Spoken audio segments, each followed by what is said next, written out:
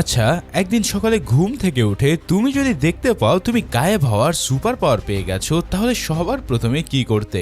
জানি এটা শুনে একজনের মনে এক রকম ফ্যান্টাসি কাজ করছে। ঠিক সেভাবেই মিশেল নামের এই ছেলেটাও যখন এমন ইনভিজিবল সুপার পাওয়ার পেয়ে যায়, তখন সে যা করে তা দেখলে তুমি অবাক হয়ে যাবে। কিন্তু প্রশ্ন হচ্ছে, এই সুপার পাওয়ার এলো কিভাবে, আর কিভাবে বা সে এটাকে কন্ট্রোল করবে? এই সব উত্তর দিতে হাজির হয়ে গেলাম দ্য ইনভিজিবল বয় মুভির এক্সপ্লেনেশন নিয়ে। তো চলো আর প্যাচাল না বাড়িয়ে শুরু করা যাক আজকের মুভি এক্সপ্লেনেশন। মুভি শুরুতেই আমরা মিশেল নামের একটা ছেলেকে দেখতে পাই। তাকে দেখা যায় সে তার সাইকেল নিয়ে একটা কাপড়ের দোকানের সামনে এসে দাঁড়িয়েছে। আজ তার খুব ইচ্ছে হচ্ছে হ্যালোউইনের জন্য স্পাইডারম্যানের একটা কস্টিউম কিনবে। সে বাইরে থেকে পোশাকগুলো দেখছিল এবং তারপর সে দোকানের দরজায় নক করতে থাকে, কিন্তু দোকানদার ভিতর থেকে জানিয়ে দেয় যে আজ দোকান বন্ধ। তখন মিশেল বুঝতে না পেরেও বারবার অনুরোধ করতে থাকে, কিন্তু দোকানদার দরজা খুলতে রাজি হয় না। এরপর হতাশ হয়ে মিশেল সেখান থেকে ফিরে যায়। ফেরার পথে একজনের সাথে তার ধাক্কা লাগে আর তার জমানো সব টাকাগুলো প্রায় পড়েই যাচ্ছিল।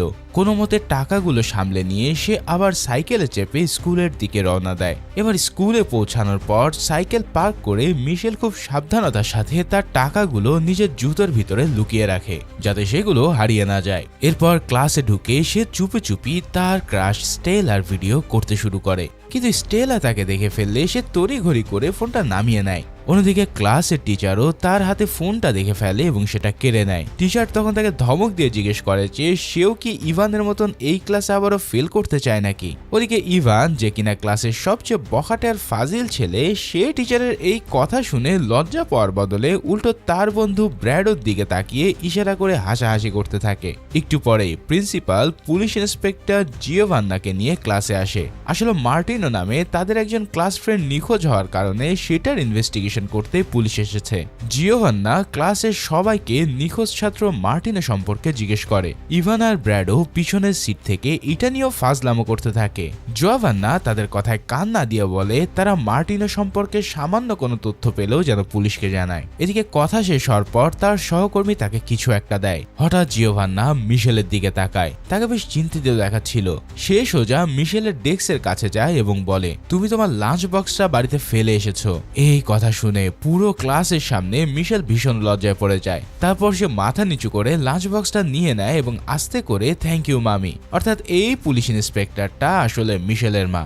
এখন মা চলে যাওয়ার পর ইভান আর ব্র্যাডো মিশেলকে নিয়ে ঠাট্টা করতে থাকে। তারা তাকে এই বলে খেপাতে থাকে যে বাচ্চা ছেলের মা তাকে স্কুলের টিফিন দিতে এসেছে। মিশেল তাদের কথায় কান না দেওয়ার চেষ্টা করলেও টেনশনে হঠাৎ তার নাক দিয়ে রক্ত পড়তে শুরু করে। নিজেকে পরিষ্কার করতে সে দ্রুত ওয়াশরুমে চলে যায়। এবার সেখানে সে অদ্ভুত কিছুর আওয়াজ শুনতে পেয়ে ভয় পায়। ঠিক তখনই ইভান আর ব্র্যাডো দরজার লক ভেঙে তাকে টেনে বের করে এবং তার কাছে টাকা চাইতে থাকে। মিশেল টাকা নেই বললেও তারা তার জুতো খুলেই সেই পোশাক কেনার লুকানো টাকা খুঁজে পায়, যার ফলে তারা সেই টাকাটা কেড়ে নেয়। মিশেল মনে মনে খুব কষ্ট পেলেও ভয়ে কাউকে কিছু বলতে পারে না।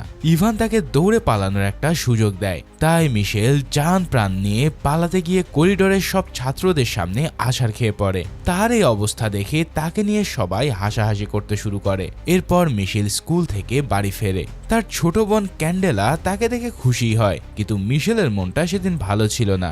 সে সোজা চলে যায় রান্নাঘরে। সেখানে কাজের মহিলা তাকে খাবার দিতে চায়, কিন্তু যখন মিশেল শোনে যে রান্নাটা তার মা করেছে, তখন আর সে খেতে চায় না। এরপর সে নিজের রুমে গিয়ে কম্পিউটারে তার ক্রাশ স্টেলার প্রোফাইল দেখতে থাকে আর ভাবে ফ্রেন্ড রিকোয়েস্ট পাঠাবে কিনা। পাশে বসা তার বোন নানা রকম প্রশ্ন করতে থাকলেও মিশেল কোনো প্রশ্নেরই উত্তর দেয় না। শেষমেশ সে স্টেলাকে রিকোয়েস্টটা পাঠিয়ে দেয়। এরপর হ্যালোউইন পার্টির জন্য ড্রেস কিনবে বলে নিজের জমানো টাকা সে খুঁজতে থাকে, কিন্তু সেখানে খুব অল্প টাকায় ছিল। তাই বাধ্য হয়ে সে সস্তায় পোশাক কিনতে একটা দোকানে যায়। দোকানের মালিক তাকে জোর করে একটা চাইনিজ সুপার হিরোর পোশাক গুছিয়ে দেয়। মিশেলের পছন্দ না হলেও দোকানদার তাকে বোঝায় যে এটা বেশ ভালো। এখন মিশেল এই পোশাকের ক্ষমতা সম্পর্কে জানতে চাইলে দোকানদার বলে সে এই ক্ষমতা পরেই বুঝবে। অন্যদিকে পুলিশ স্টেশনে মিশেলের মা নিখোঁজ ছাত্র মার্টিনোর একটা ভিডিও পায়। ভিডিওতে মার্টিনি বলছে সে একঘেয়েমি থেকে মুক্তি পেতে বাড়ি ছেড়ে পালিয়েছে, কিন্তু মিশেলের মা অবাক হয়, কারণ মার্টিনো বেশ বুদ্ধিমান ছাত্র ছিল। তাহলে সে এমন বোকামি কেন করবে? রাতে বাড়ি ফিরে মা দেখে মিশেল সেই অদ্ভুত পোশাক পরে মন খারাপ করে বসে আছে। সে পার্টিতে কেন যায়নি জানতে চাইলে সে বলে এই ফালতু ড্রেস তার একদমই পছন্দ হয়নি। তখন তার মা তাকে অনেক বুঝিয়ে সুঝিয়ে সাহস দেয় এবং তার বাবার উদাহরণ দেয় যে তার বাবাও পুলিশ হিসেবে খারাপ লোকদের বিরুদ্ধেই লড়ত। মায়ের এই সব কথায় সাহস পেয়ে শেষ পর্যন্ত মিশেল পার্টিতে যাওয়ার সিদ্ধান্ত নেয়। এবার পার্টিতে পৌঁছে মিশেল দেখে স্টেলা তাকে দেখে খুবই খুশি হয়েছে। ক্লাসের বখাটে ছেলে ব্র্যাডও মিশেলের পোশাক নিয়ে ঠাট্টা করলেও স্টেলা বলে তাকে বেশ সুন্দরী লাগছে। এরপর তারা দুজনে গল্প করতে শুরু করে, কিন্তু হঠাৎ সবাই টিভির সামনে এসে ভিড় জমায়, কেননা টিভিতে তখন চলছিল স্টেলার সেই ভিডিওটা যা মিশেল লুকিয়ে লুকিয়ে ক্লাস থেকে তুলেছিল। আসলে ব্র্যাডও সুযোগ বুঝে টিচারের কাছ থেকে নেওয়া মিশেলের ফোন থেকে ভিডিওটা চুরি করে এখানে চালিয়ে দিয়েছে।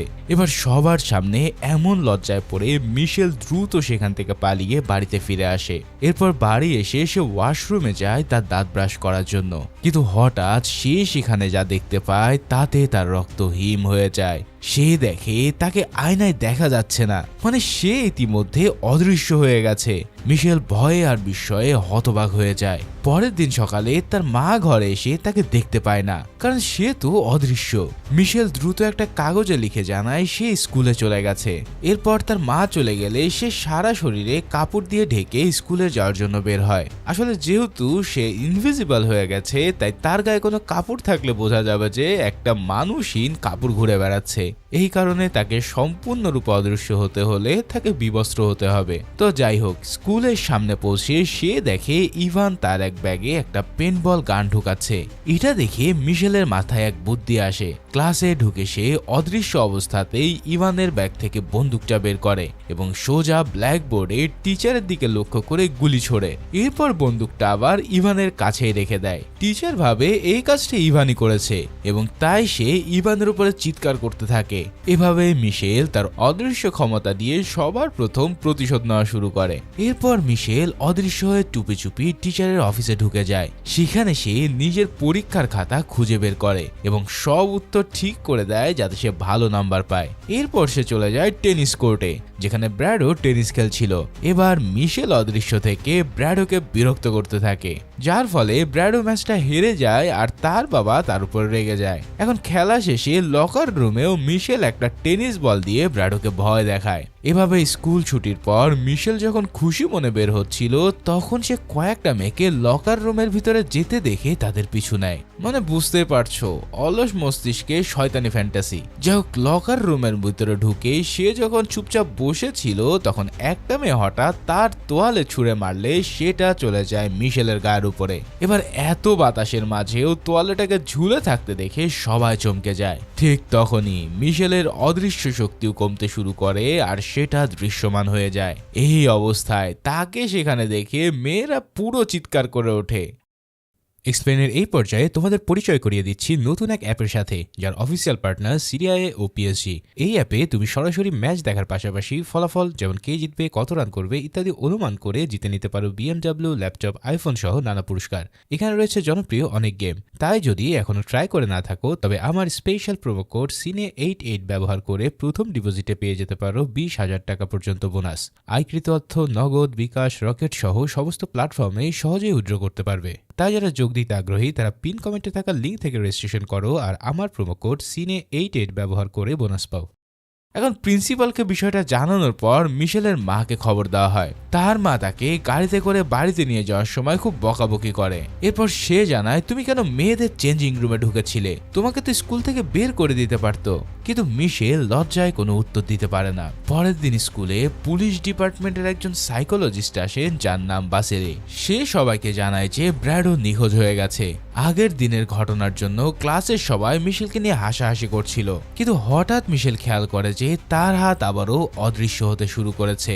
এখন এই জায়গাতে অদৃশ্য হয়ে গেলে সবাই তার সম্পর্কে জেনে যাবে, তাই সে তাড়াতাড়ি জামার হাতা দিয়ে নিজেকে ঢেকে ছুটির জন্য অপেক্ষা করতে থাকে। এখন বাড়ি ফিরে মিশেল দেখতে পায় তার বোন ক্যান্ডেলা তার রুমে বসে আছে। সে অন্যদিকে ফিরে ক্যান্ডেলাকে চলে যেতে বলে, কারণ এমন অবস্থা দেখলে ক্যান্ডেলা বেহুশ হয়ে যাবে। কিন্তু ক্যান্ডেলাও কম চালাক না, সে চলে যাওয়ার ভান করে দরজার আড়ালে লুকিয়ে থাকে। এরপর মিশেল যখনই তার দিকে ফিরে তাকায় তখন সে পুরো ভয়ের চিৎকার করে ওঠে। মিশেল কোনোভাবে তার মুখ চেপে ধরে। তখন তাকে সে বুঝিয়ে বলে যে হয়তো এই সুপার হিরোর কস্টিউমটা পরার কারণে তার সাথে এমনটা হচ্ছে। তখন ক্যান্ডেলা অবাক হয়ে বলে, তুমি তো সুপার হিরো হয়ে গেছো, তুমি এখন মানুষ বাঁচাতে পারবে, তোমার নাম হওয়া উচিত দ্য ইনভিজিবল বয় বা অদৃশ্য বালক। ওদিকে থানা থেকে সাইকোলজিস্ট বাসেলি পুলিশকে জানায় যে ব্র্যাডো আর মার্টিনো হয়তো পারিবারিক চাপের কারণে বাড়ি ছেড়ে পালিয়েছে। তাদের মনে হচ্ছে কোনো কারণে তাদেরকে কেউ কিডন্যাপ করেনি। কিন্তু জিওভান্না এতে পুরোপুরি সন্তুষ্ট না হলেও মেনে নেয়।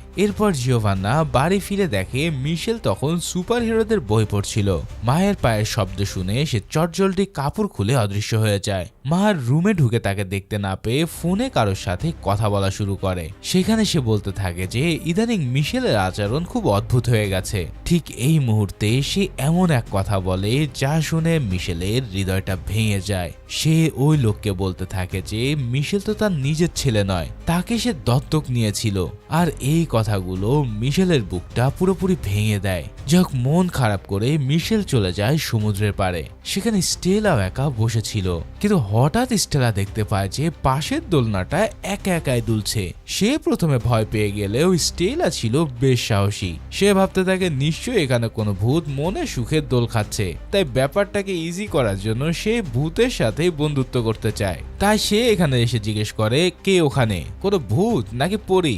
মিশেল তখন বালির বুকে একটা হাসি মাখা মুখ এঁকে দেয়। এই সব কিছু দেখে স্টেলা অনেক বেশি কমফোর্ট হয় এবং সে তাকে দোলনায় দোল দিতে বলে। এভাবেই তার সাথে সে বন্ধুত্বও করতে চায়। এমনিতেও মিশেল স্টেলার উপরে তো আগে থেকেই ক্রাশ, আর এমন অবস্থায় মিশেলের কাছে সে বন্ধু হতে যাচ্ছে, এটা তো তার জন্য আকাশের চাঁদ হাতে পাওয়ার মতো। তাই মিশেল রাজি হয়ে যায়। এরপর স্টেলা চলে যাওয়ার সময় তাকে বলে আবারও দেখা হবে। মিশেল খুবই খুশি হয়, কিন্তু তখনই সে দেখে একজন অন্ধ লোক যেন সরাসরি তার দিকে তাকিয়ে আছে। যদিও মিশেল তখন অদৃশ্যই ছিল, কিন্তু লোকটা অদ্ভুত ভঙ্গিতে সেখান থেকে চলে যায়। আর মিশেলও অবাক হয়ে দাঁড়িয়ে থাকে। পরের দিন স্কুলে মিশেল স্টেলার কাছে আগের দিনের জন্য ক্ষমা চায়। স্টেলা তাকে মাফ করে দেয় এবং নিজের বইয়ের উপরে একটা স্মাইলি এঁকে দেয়, যা দেখে মিশেলও খুব খুশি হয়। সেই রাতে মিশেল অদৃশ্য হয়ে চলে যায় স্টেলার বাড়িতে। স্টেলা জানলার কাছে একটা স্মাইলি আঁকা দেখে বুঝতে পারে যে মিশেল এসেছে এবং তাকে জানলা খুলে ভিতরে নিয়ে আসে। এরপর তারা অনেক গল্প করে। স্টেলা মিশেল সম্পর্কে অনেক প্রশ্ন করতে থাকে, কিন্তু হঠাৎ মিশেল খেয়াল করে যে সে ধীরে ধীরে দৃশ্যমান হয়ে যাচ্ছে। তাই দ্রুত সেখান থেকে সে পালিয়ে বাড়ি চলে আসে। এদিকে বাড়ি ফেরার পর মিশেলের বোন ক্যান্ডেলা তাকে বলে যে স্টেলার কাছে সে যেন সব সত্য কথা বলে দেয়। এদিকে স্টেলা তার মায়ের সাথে জিমে প্র্যাকটিস করছিল। তার মা কফি আনার জন্য বাইরে গেলে স্টেলা একা হয়ে পড়ে। ঠিক তখনই একটা লোক এসে স্টেলাকে ক্লোরোফর্ম দিয়ে অজ্ঞান করে ফেলে। এরপর তাকে কিডন্যাপ করে সে সেখান থেকে নিয়ে যায়। ইতিমধ্যে মিশেল সেখানে পৌঁছে যায় আর এই সব কিছু দেখে ফেলে। সে লোকটাকে আটকানোর অনেক চেষ্টা করে, কিন্তু কোনোভাবেই সে পেরে ওঠে না। এদিকে একটা কুকুরও সেই কিডন্যাপারের হাতে কামড় বসিয়ে দেয়, কিন্তু তারপরেও সেই লোকটা কোনোভাবেই তাকে নিয়ে পালিয়ে যায়। এদিকে সাথে সাথে মিশেল পুলিশকে খবর দিয়ে দেয়। পরে সে তার মা জিওভান্নাকে কাঁদতে কাঁদতে জানায় যে সে স্টেলাকে বাঁচাতে পারেনি। জিওভান্না তাকে সান্ত্বনা দিয়ে বলে যে চিন্তা করো না, আমরা দ্রুতই তাকে খুঁজে বের করব। অন্যদিকে স্টেলাকে একটা গোপন ল্যাবরেটরিতে নিয়ে যাওয়া হয়। সেখানে তার উপরে কিছু পরীক্ষা করার পর কিডন্যাপারদের লিডার বলে এই মেয়েটা সেই মেয়ে নয় যাকে আমরা খুঁজছি। এরপর স্টেলাকে তার একটা সেলে বন্দি করে রাখে, যেখানে আমরা দেখতে পাই সে নিখোঁজ হওয়া ব্র্যাডো আর মার্টিনো এখানেই আছে। তার মানে ঠিক এই কিডন্যাপার গ্রুপটা মার্টিনোকেও কিডন্যাপ করে নিয়েছে। পরের দিন সকালে মিশেল দেখে তার সুপার হিরো কস্টিউমটা আর খুঁজে পাওয়া যাচ্ছে না। পরে সে দেখতে পায় জিওভান্না সেটাকে ধুতে দিয়েছে, যার ফলে সেটা কুচকে ছোট হয়ে গেছে। ক্যান্ডেলা সেটাকে পরার চেষ্টা করে দেখে যে সে আর অদৃশ্য হচ্ছে না, অর্থাৎ পোশাকটির জাদুকরী শক্তি নষ্ট হয়ে গেছে। তাই মিশেল রাগে ফেটে পড়ে। জিওভান্না তাকে জানায় যে পোশাকটা নোংরা হয়ে গিয়েছিল, তাই সে ধুতে দিয়েছে। আসলে মিশেল তখন রাগের মাথায় চিৎকার করে বলে আমি তোমাকে ঘৃণা করি, তুমি তো আমার আসল মা নাও। এই কথাটা শুনে শুনে জিওভান্না এবং রাধুনী দুজনেই চমকে ওঠে। জিওভান্না কিছু বলার আগেই মিশেল রাগ করে বেরিয়ে যায়, আর তার এই রাগের প্রভাবে পিছনে কাঁচ ভেঙে চুরমার হয়ে পড়ে। এরপর আমরা দেখতে পাই মন খারাপ করে মিশেল সমুদ্রের পাড়ে বসে আছে। ঠিক তখনই সেই অন্ধ লোকটা তার কাছে আসে এবং তাকে জানায় তার অদৃশ্য হওয়া শক্তির সাথে ওই পোশাকের কোনোই সম্পর্ক নেই। আসলে মিশেল প্রথমে ভাবে এই লোকটা হয়তো স্টেলাকে কিডন্যাপ করেছে, কিন্তু লোকটা মিশেলের মনের কথা পড়ে ফেলে মিশেলকে অবাক হয়ে জানতে চায় যে সে কিভাবে তার মনের কথা জানলো। তখন লোকটা পরিচয় দেয় তার নাম আন্দ্রেস এবং সেই আসলে মিশেলের আসল বাবা। মিশেল তো এই কথা বিশ্বাসই করতে চায় না, কারণ সে জানতো তার বাবা মারা গেছে। তখন আন্দ্রেস তাকে অতীতের কথা সব খুলে বলে। অনেক অনেক বছর আগে রাশিয়ায় এক নিউক্লিয়ার রেডিয়েশনের ফলে মানুষের মধ্যে বিশেষ সুপার পাওয়ার তৈরি হয়, তাদেরকে বলা হতো স্পেশালস, যার ফলে পরবর্তীতে সেনাবাহিনীরা তাদের উপরে বিভিন্ন পরীক্ষা নিরীক্ষা চালাতে শুরু করে। সেই ক্যাম্পে অ্যান্দ্রেস এবং মিশেলের মা ইয়েলেনের পরিচয় ও প্রেম হয়। এরপর মিশেল জন্মালে তারা সেখান থেকে পালিয়ে যায় যাতে তাদের সন্তানের উপরে কোনো ধরনের এক্সপেরিমেন্ট করা না হয়, কিন্তু পালানোর সময় সে সেনাদের হাতে ধরা পড়ে যায়। তখন ইয়েলেনা নিজের জীবন দিয়ে অ্যান্দ্রেস আর মিশেলকে বাঁচিয়ে ফেলে। এরপর অ্যান্দ্রেস ছোট্ট মিশেলকে নিরাপদ রাখার জন্য জিওভান্নার কাছে রেখে গিয়েছিল। আসলে অ্যান্দ্রেসের একটা সুপার পাওয়ার ছিল, সে সবসময় মানুষের মনের কথা বুঝতে পারত। এছাড়াও তাদের মন থেকে কোনো কিছু মুছে ফেলাও ছিল তার সুপার পাওয়ারেরই একটা অংশ। ঠিক সেভাবেই অ্যান্দ্রেস যখন দেখতে পায় জিওভান্না আসলে একজন ভালো মানুষ, তখন তার বাড়ির সামনে মিশেলকে রেখে যায়। আর ঠিক অ্যান্দ্রেসদের কারণেই সে এই অদৃশ্য হওয়ার শক্তি পেয়েছিল। এদিকে জিওভান্না মিশেলকে না পেয়ে খুব দুশ্চিন্তা করতে থাকে। অন্যদিকে সাইকোলজিস্ট বাসিলিকে সে জানায় যে মিশেল জেনে গেছে সে তার আসল মা নয়। তখনই পুলিশের কাছে খবর আসে সৈকতে একটা বাচ্চার সাথে একজন সন্দেহভাজন লোককে দেখা গেছে। তবে পুলিশ পৌঁছানোর আগেই অ্যান্দ্রেস মিশেলকে তার শক্তি নিয়ন্ত্রণ করা শেখায় এবং তাকে নতুন বিশেষ একটা পোশাক দেয়। এই পোশাকটা পরলে আর তাকে সম্পূর্ণ বিবস্ত্র হতে হবে না, কেননা এই পোশাকটা পরলে তাকে আর কখনো কেউ দেখতেও পাবে না। এছাড়াও সে একজন জেলের স্মৃতি মুছে যায় যে তাদের ইতিমধ্যে দেখে ফেলেছিল। ইতিমধ্যে পুলিশ তখন তাদের কাছে চলে আসলে অ্যান্দ্রেস মিশেলকে জানায় তাদের মনের যোগাযোগ সবসময় থাকবে। সে মিশেলকে সতর্ক করে দেয় যে রাশিয়ান সেই খারাপ লোকগুলো তাদেরকে খুঁজছে। এরপর অ্যান্দ্রেস সেখান থেকে চলে যায়। এদিকে পুলিশ জেলের সাথে কথা বলার পর জিওভান্না সাইকোলজিস্ট বাসিলির সাথে মিশেলকে বাড়ি পৌঁছে দেয়। বাড়ি ফিরে মিশেল তার রুমে বাবার দেওয়া নতুন অদৃশ্য স্যুটটা ট্রাই করছিল। তবে হঠাৎ বাসিলির রুমে ঢুকে পড়লে সে তাড়াতাড়ি স্যুটটাকে লুকিয়ে ফেলে। এরপর তারা দুজনে ডিনারের জন্য নিচে নেমে আসে। খাওয়ার সময় হঠাৎ মিশেলের চোখ যায় বাসিলির শার্টের দিকে, আর সে সেখানে দেখতে পায় তার হাতে ব্যান্ডেজ করা। মিশেল মুহূর্তেই বুঝে ফেলে যে এই বাসুলি আসলে ভালো লোক নয়, বরং সেই কিডন্যাপ করেছে স্টেলাকে।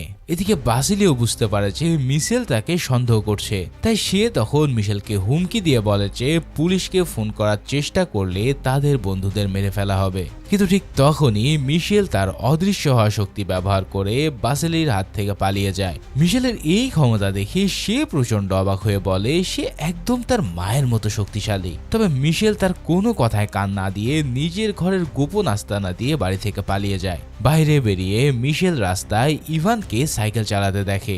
সে অদৃশ্য অবস্থাতেই ইভানের সাইকেল থামায় এবং তাকে পালিয়ে যেতে বলে।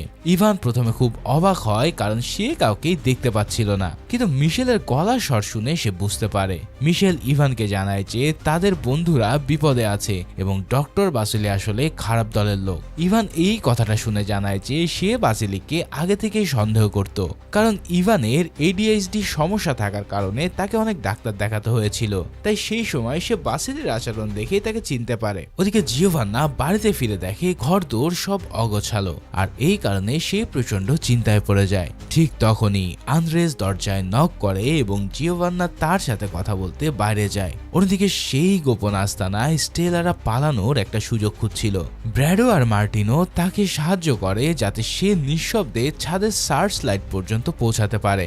এবার স্টেলা সেখানে উঠে সার্চ লাইটের কাছে একটা স্মাইলি এঁকে সেটাকে আকাশে ঘুরিয়ে দেয়। কেননা সে জানতো এই স্মাইলিটা দেখতে পেলে মিশেল বুঝতে পারবে স্টেলা এখানে অবস্থান করছে। ঠিক সেভাবে মিশেল আকাশে সেই আলোর স্মাইলি দেখে বুঝে ফেলেছে এটা স্টেলার পাঠানো সংকেত। তাই তারা আলোর সংকেত ধরে এগিয়ে গিয়ে দেখে তাদের বন্ধুরা একটা জাহাজে আটকে রাখা হয়েছে। কিন্তু হঠাৎ জাহাজের কেউ একজন স্টেলাকে ধরে ফেলে এবং লাইটটা নিভিয়ে দেয়। মিশেল আর ইভান এবার ভয় পেয়ে যায়। তারা একটা প্ল্যান করে, মিশেল অদৃশ্য হয়ে জাহাজে ঢুকবে আর ইভান জাহাজের পাওয়ার ইউনিট নষ্ট করে অ্যালার্ম বাজিয়ে রক্ষীদের বিভ্রান্ত করবে। এরপর জাহাজের ভিতরে মিশেল দেখে একটা রুমে বাসেলি আর তার বস জিওভান্নার গাড়ির ড্যাশ ক্যামের একটা ভিডিও দেখছে। এই ভিডিওতে আন্দ্রেস জিওভান্নাকে ধন্যবাদ জানাচ্ছে মিশেলকে বড় করার জন্য। এটা দেখে বাসেলি বুঝতে পারে জিওভান্না সব জানে। তখন মিশেল ভুল করে একটা আওয়াজ করে ফেললে তারা সতর্ক হয়ে যায় এবং তাকে খুঁজতে বের হয়।